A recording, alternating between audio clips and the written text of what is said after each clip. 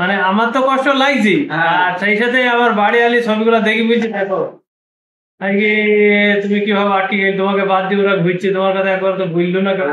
আচ্ছা আমার কথা বলবি কি, আমার ছাড়া তো ওরা ভাই শিকারি জানতে পারছে যে ওর জেনিটা কোনো কাজ নেই। আমার বুকের ভেতরটা ভাই খসমাস খসমাস করে উঠলো যে আমি যেতে পারলাম না।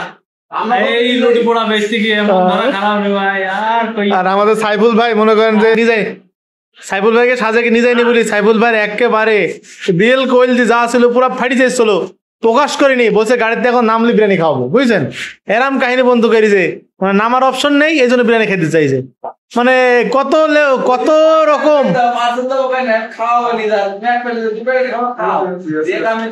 আমাদের 18 জন যে গেস্ট ছিল সাজেক ভ্যালি সাজেকের, প্রত্যেককে সে বিরিয়ানি খাওয়া চাইছে, কিন্তু আমাদের সময়ের অভাবে কারণে খেতে পারেনি। দেখেন মাটি টাকা টাকা আমার